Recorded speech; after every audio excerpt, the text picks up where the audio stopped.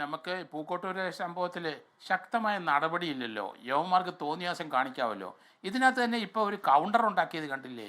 അവർ ഒരു ലോൺ ആപ്പിൻ്റെ ഒരു കൗണ്ടർ അവർക്കൊരു ഡിഫൻസ് ഉണ്ടാക്കി കൊടുത്ത് അത് പോലീസല്ലേ അടിയന്തരമായിട്ട് ഈ കേസിൽ അന്വേഷണം അവിടെ നിന്ന് മാറ്റി ക്രൈംബ്രാഞ്ചിലേക്ക് മാറ്റണം. ഒന്ന്.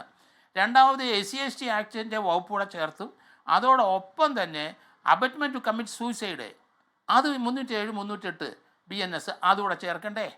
അത് തന്നെയല്ല, ആ പ്രിൻസിപ്പൾ വിളിച്ചു വരുത്തിയ സമയത്ത് എത്ര സാറന്മാർ അവിടെ ഉണ്ടോ അത്തരം പേരെ പ്രതിയാക്കണം. കാരണം അവരെല്ലാം ഈ കൊച്ചിൻ്റെ ആത്മഹത്യക്ക് കാരണക്കാരാണ്. അങ്ങനെയല്ലേ അന്വേഷണം മുന്നോട്ട് പോകണ്ടേ? അവർക്കൊരു ഡിഫൻസ് ഉണ്ടാക്കി ഇപ്പോഴേ കൊടുത്തില്ലേ? അതുകൊണ്ടാണ് ഞാൻ പറയുന്നത് ഈ കേസിൻ്റെ അന്വേഷണം കൃത്യമായിട്ട് ക്രൈംബ്രാഞ്ചിലോട്ട് പോട്ടെ. കാരണം നമുക്ക് പൂക്കോട്ടൂരിലെ സംഭവം നമ്മളൊരു പാഠം പഠിച്ചു. ആ കൊച്ചു വേദിച്ച് അത് മുഴുവൻ നമ്മളെല്ലാവരും ചർച്ച ചെയ്തതാണ്. ഇന്ന് വരെ ആ അമ്മയുടെ കരച്ചിൽ നമുക്ക് മാറ്റാൻ പറ്റിയില്ല. ആ കൊച്ചിനെ അവിടുത്തെ സാറുമാരെല്ലാം കൂടി കൊന്നു.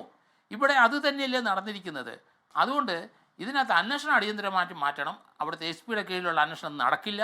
അത് ക്രൈംബ്രാഞ്ചിലേക്ക് അടിയന്തരമായിട്ട് മാറ്റണം.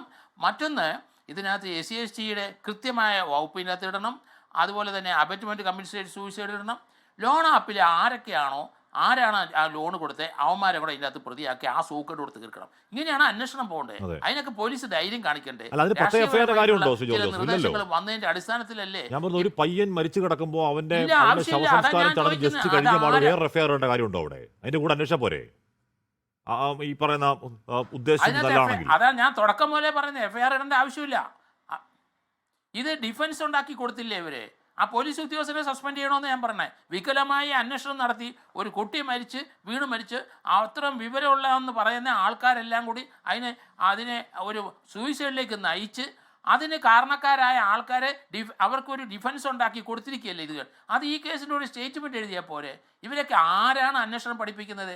ഇവരൊക്കെ എന്തുകൊണ്ടാണ് ഇങ്ങനെ രാഷ്ട്രീയം കളിക്കുന്നത്? എനിക്ക് മനസ്സിലാവുന്നില്ല അത്. അതുകൊണ്ടാണ് ഞാൻ പറഞ്ഞത് അടിയന്തരമായിട്ട് കേസ് ക്രൈംബ്രാഞ്ചിലേക്ക് പോകണം. നമുക്ക് നേരത്തെ 3 വർഷം മുമ്പ് നമ്മൾ ഇത് അനുഭവിച്ചതാണ്. ആ അമ്മയുടെ വിലാപമൊക്കെ ഇപ്പോഴും കേട്ടോണ്ട് അതിലേക്കൊന്നും പോകരുത്. ഇതെങ്കിലും കൃത്യമായിട്ട് പോയി യവന്മാരെ പണിഷ് ചെയ്ത് കഴിഞ്ഞാൽ അത് നല്ലൊരു ശിക്ഷയായിരിക്കണം. ഈ എല്ലാവരും അതിൻ്റെ അകത്ത് പ്രതിയാണ്.